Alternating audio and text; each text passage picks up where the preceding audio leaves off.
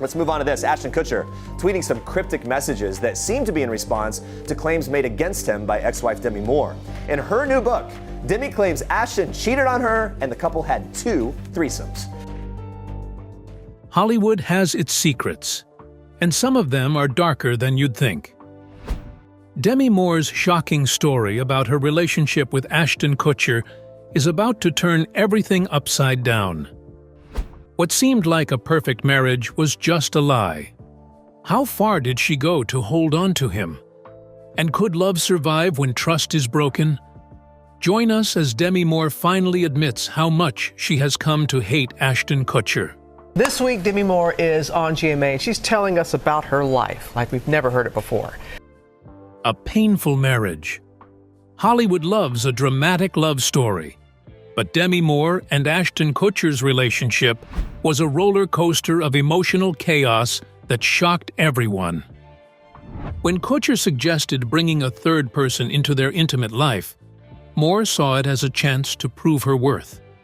She wanted to be the cool wife, the one who could handle anything. But this decision would unravel their entire marriage. These encounters weren't just casual experiments. They were calculated moves that would ultimately destroy their relationship.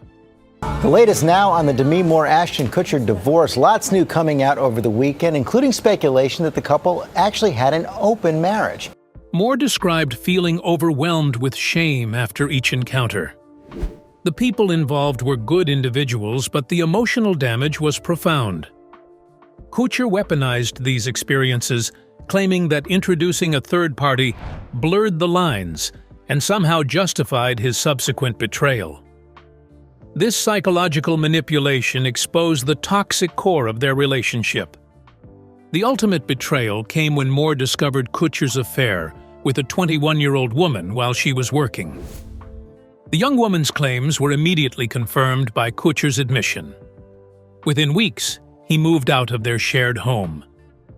Psychological experts might view this as a classic trauma response.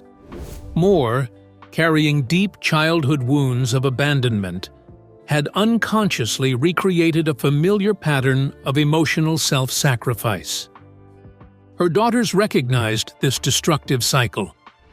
Rumor Moore painfully noted how her mother's desperate attempts to please Kutcher made them feel inadequate.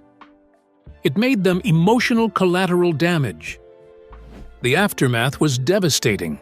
Moore broke her 20-year sobriety, spiraling into substance misuse. Her weight dropped dramatically. She became isolated and disconnected from her children and support system. Kutcher wasn't entirely unsympathetic. In later interviews, he spoke about feeling like a failure after the divorce. Ashton Kutcher is taking a trip down memory lane. In a new digital cover interview for Esquire, the actor recalls the failure he felt following his split from the actress in 2011. He acknowledged the pain of their relationship's breakdown and maintained respect for Moore's daughters. Behind-the-scenes sources have given new insight into the dynamics of Ashton Kutcher and Demi Moore's relationship. Sean "Diddy" Combs, a close associate of Kutcher, revealed that the actor's once wild partying lifestyle underwent a drastic shift after he met Moore. The actress, deeply protective of her relationship, took steps to distance him from environments and social circles that might put their marriage at risk. She deliberately kept him away from situations that could lead to temptations or potential scandal, showing a side of her that was fiercely protective and invested in their future together. The legal proceedings that followed their split were complex and drawn out. Ashton Kutcher officially filed for divorce in December 2012. It seems Ashton Kutcher has finally filed for divorce from Demi Moore after the pair split just over a year ago. It's thought the actor filed the papers on Friday in Los Angeles Superior Court. More than a year after their separation. The delay added layers of tension to an already fraught situation, leaving both parties to navigate their new realities. Moore, seeking financial stability after the split, requested spousal support, underscoring the financial challenges that came with the end of their marriage. During this time, Kutcher was riding high on his success from his role in Trau's 2.5 Men, where he earned an impressive $24 million in salary, making the financial discussions in their divorce even more significant. The legal wrangling highlighted not only the emotional toll of the breakup, but also the deep financial implications that came with their high-profile split. By November 2013, their divorce was finalized. Kutcher quickly moved on, marrying his That 70s Show co-star Mila Kunis. Moore took a different path, focusing on healing and rebuilding her life. What is the truth behind the glittering facade of celebrity life when it crumbles, revealing the raw, unfiltered truth beneath? What dark secrets lie hidden behind the perfectly curated Hollywood image? Personal struggles behind the celebrity facade. Demi Moore's life was never a simple Hollywood story. Under the glamorous red carpet appearances and blockbuster movies, a turbulent personal journey was unfolding. Her childhood was a minefield of emotional trauma. Both her parents battled alcoholism, creating a home environment filled with thunderous fights and infidelities. Moore discovered her beloved father wasn't her biological parent, a revelation that shattered her sense of identity. At only 12 years old, Demi Moore was thrust into a role no child should ever have to bear, becoming her mother's caretaker. She often found herself in terrifying situations, one of the most haunting being the time she had to stop her mother from taking her own life. Moore recalled the gut-wrenching moments when she had to use her own hands to dig pills out of her mother's mouth, desperately trying to save her. Unfortunately, these weren't isolated events. The traumatic experiences piled up, forcing Moore to mature far too quickly. A child shouldering burdens no one should face at such a young age. The most devastating moment came at 15, when Moore was treated inappropriately intimately. Her attacker's cruel words were to ask her how it felt to be sold out by her mother for $500, became a defining moment of her adolescence. 15, when she comes home one night and an older man they know is in the apartment with the key. She writes, "It was rape and a devastating betrayal." Revealed by the man's cruel question, "How does it feel to be whored by your mother for $500? When asked if her mother intentionally sold her, Moore refused to believe it was a straightforward transaction, but acknowledged her mother's negligence. These childhood experiences became the foundation of her survival mechanism. Acting became her escape. Without formal training, she launched herself into the entertainment world, landing roles in General Hospital, and later breaking through in St. Elmo's Fire. Her approach was raw and desperate. She describes it as figuring it out by the seat of her pants. Her confidence came from having nothing to lose. Survival instincts drove her forward. To manage her fear, Moore turned to substances. Alcohol and cocaine became her coping mechanisms. She candidly admitted she didn't have an off switch. She didn't have the thing that said it was enough, and she had to stop. Rehabilitation became a turning point. Moore described it as a profound gift, a chance to rebuild herself and break the cycle of addiction that had defined her family history. 20 years of sobriety followed, until her relationship with Kutcher began to unravel her hard-won stability. A casual comment from Kutcher about alcoholism being just about moderation triggered her vulnerability.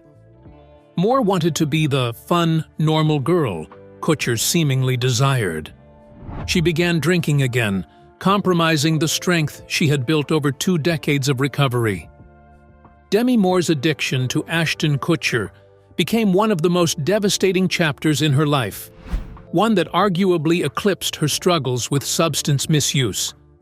While the substance misuse had its destructive grip on her, it was her emotional dependency on Kutcher that truly shattered her sense of self. She described the relationship as a spiral of emotional neediness that slowly stripped away her identity. In trying to hold on to him, she felt herself unraveling, losing touch with the person she once was. The overwhelming obsession left her feeling hollow, disconnected from everything that once gave her strength. Her sense of worth became tethered to his presence, and without him, she felt adrift, unsure of who she was or where she belonged. The emotional toll was relentless, a silent erosion that cut deeper than any physical addiction could. The aftermath was brutal. Her daughters stopped speaking to her.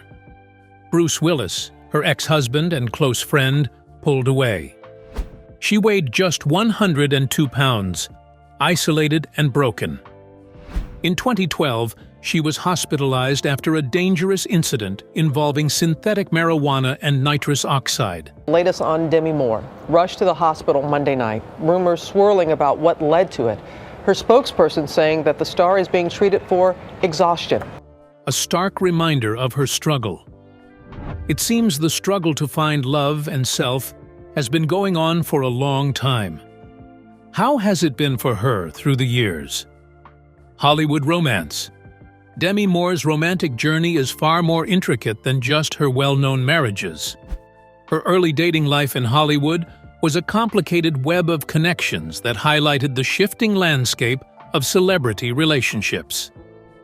Before Bruce Willis came into the picture, Moore was romantically involved with her St. Elmo's Fire co-star Emilio Estevez during the mid-1980s, right at the height of the Brat Pack era.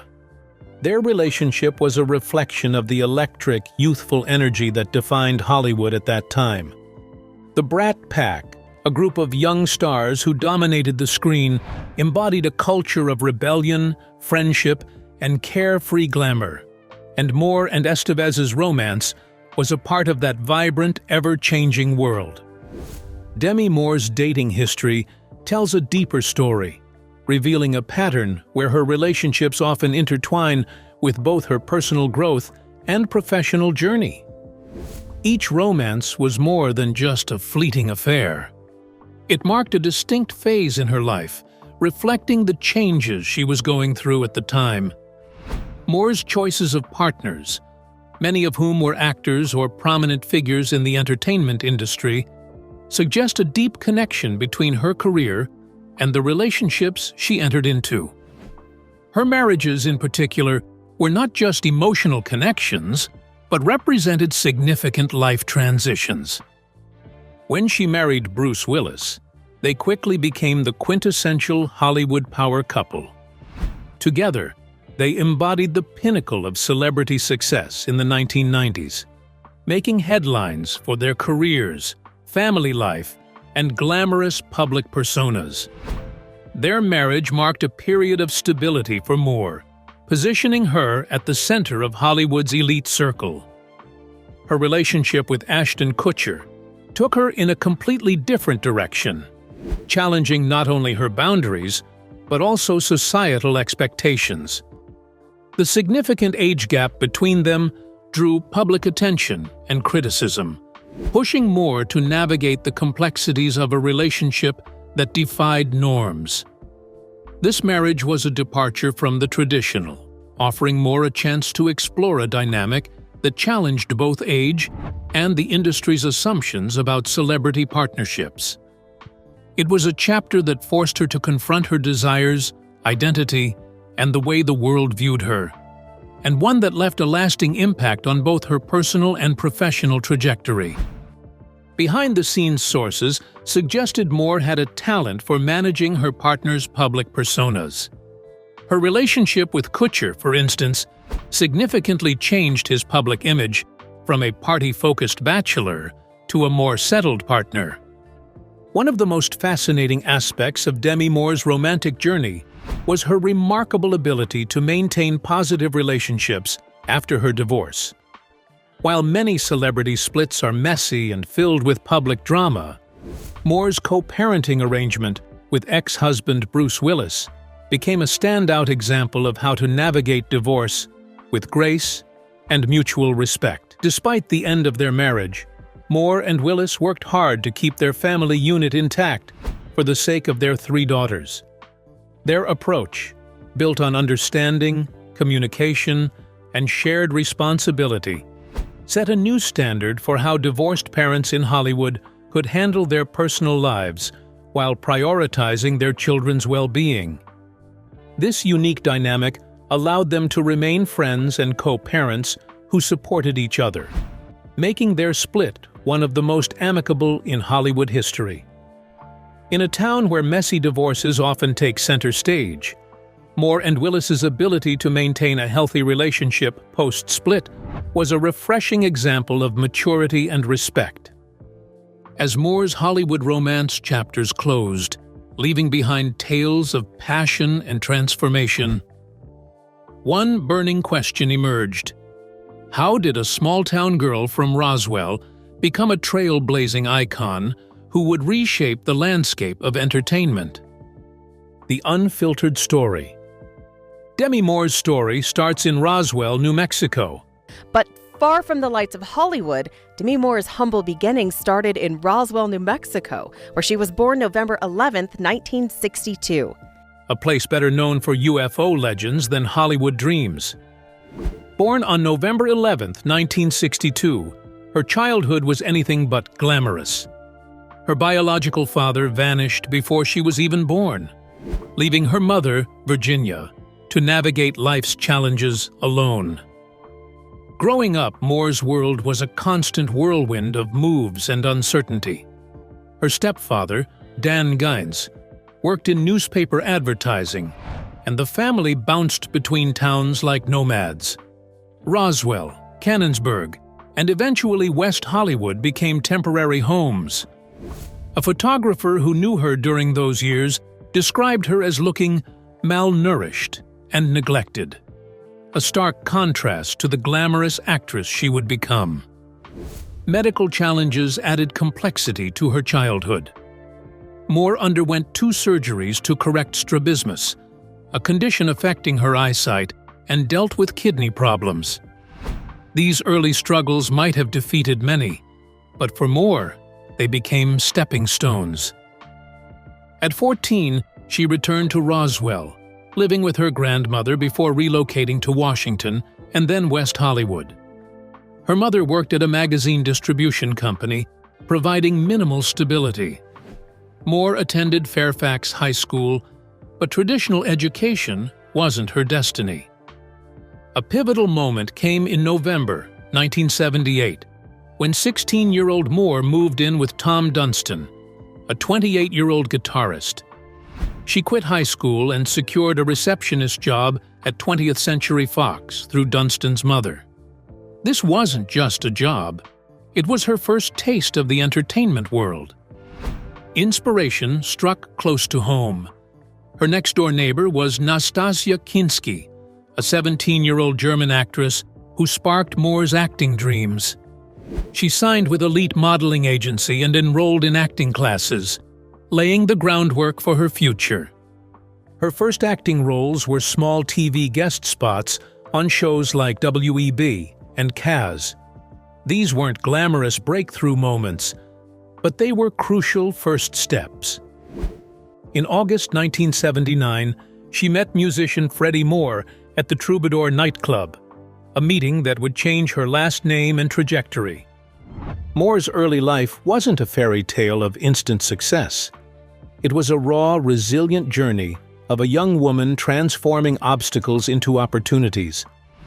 She didn't just dream of Hollywood. She strategically, persistently worked to make that dream a reality. With her raw talent and undeniable screen presence breaking through, one question burned brightly in Hollywood. Could Demi Moore truly transform from a promising newcomer to a box office queen? The rise of a Hollywood icon. Demi Moore's journey from struggling actress to Hollywood royalty reads like a script written by destiny. Her breakthrough came with Ghost in 1990, a supernatural romantic drama that wasn't just a movie, but a cultural phenomenon. The film grossed over $505 million worldwide. making Moore a household name overnight. The iconic pottery wheel scene with Patrick Swayze became more than just a movie moment. It was a cultural touchstone that defined a generation. Women everywhere copied her short hairstyle, and her performance earned her a Golden Globe nomination. And the Golden Globe goes to Demi Moore. At one point, Moore and her then-husband Bruce Willis held the top 2 spots at the box office, a feat not repeated by a married Hollywood couple until 2024.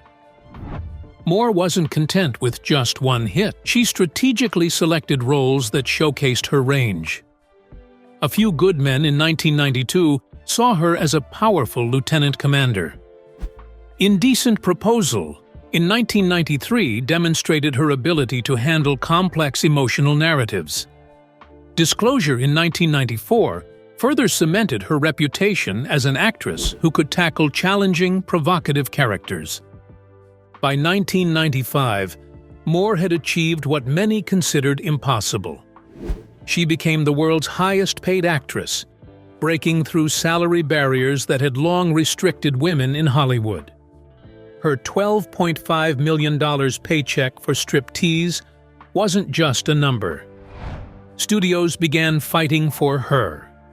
Producers for Striptease and G.I. Jane entered bidding wars just to secure her participation. This wasn't just about acting anymore, this was about power and representation. Moore understood something fundamental about Hollywood that many missed. Visibility and negotiation were as important as talent. She didn't just act in movies, she transformed how actresses were perceived and compensated. Publications started calling her a pioneer for women's equal treatment in the entertainment industry.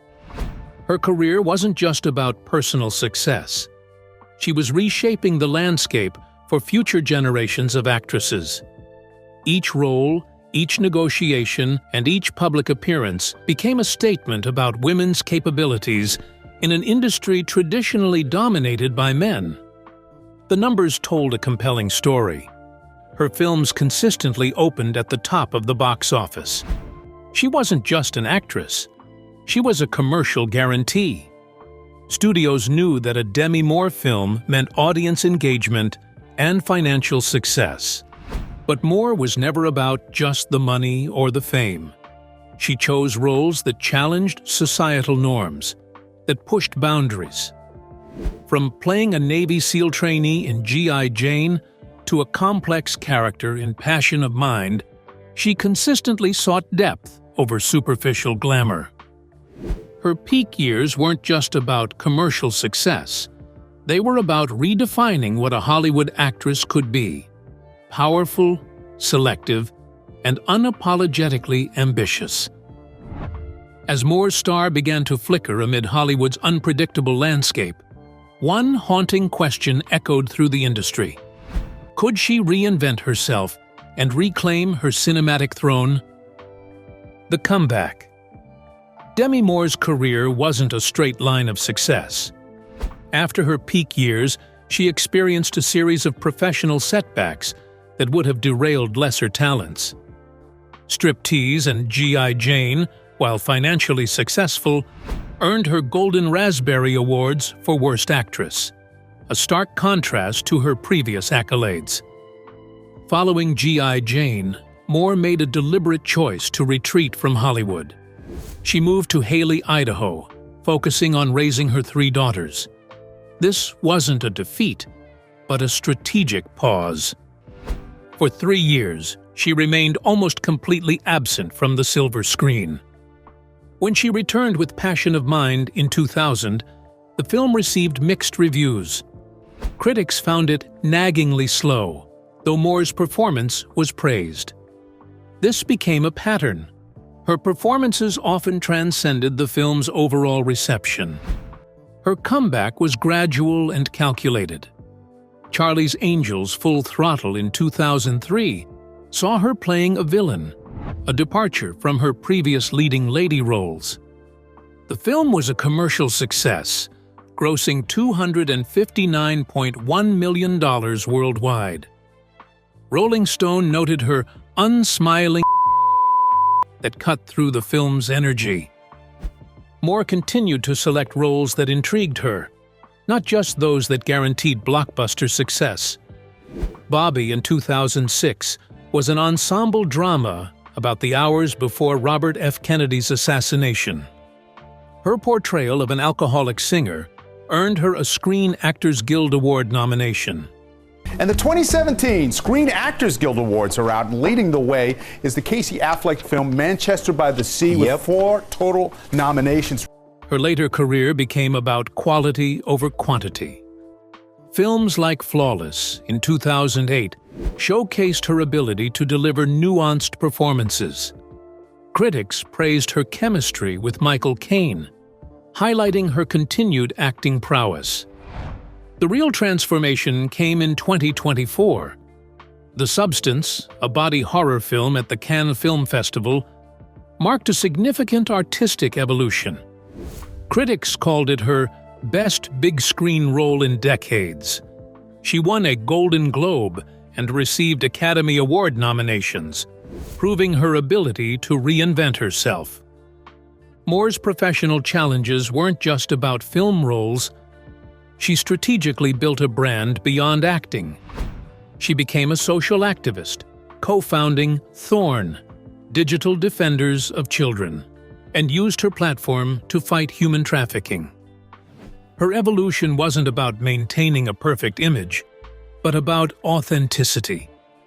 She embraced roles that challenged societal expectations, from playing complex characters to becoming a vocal advocate for social causes. Moore demonstrated that a Hollywood career isn't about constant success, but about resilience, adaptability, and the courage to redefine oneself repeatedly. As Moore's artistic journey revealed layers of complexity beyond Hollywood, one burning question emerged. Could her passion for social change become as powerful as her on-screen performances? A voice for the voiceless. Demi Moore's activism wasn't a side project. It was a full-blown commitment to creating real-world change. In 2009, she and her then-husband Ashton Kutcher launched DNA Foundation, a groundbreaking organization fighting child intimate slavery. Their first campaign was revolutionary. Celebrities like Justin Timberlake and Sean Penn appeared in viral videos declaring, "Real men don't buy girls." This wasn't just a slogan, it was a global challenge to deeply rooted societal problems. By 2012, the foundation transformed into Thorn, Digital Defenders of Children. Their mission was laser-focused: disrupt predatory behaviors targeting children. The results were staggering. In 2017, they helped law enforcement identify 5,894 child victims and rescue 103 children from dangerous situations. Moore didn't just write checks.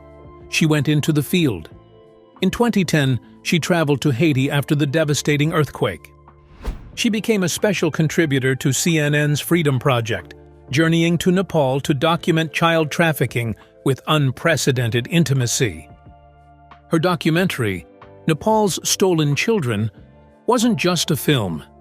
It was a weapon against silence.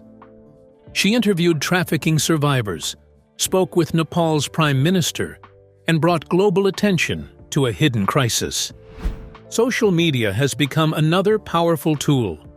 With millions of Twitter and Instagram followers, she consistently directed people toward actionable ways to combat human trafficking. Her posts weren't performative, they were strategic calls to action. Moore's advocacy extended beyond trafficking. She supported organizations like UNICEF, Artists for Peace and Justice, and Chrysalis, which helps homeless individuals find employment. In 2010, she won $250,000 in the Pepsi Refresh Challenge, directing funds to GEMS, an organization supporting sexually exploited young women. Her work didn't go unnoticed.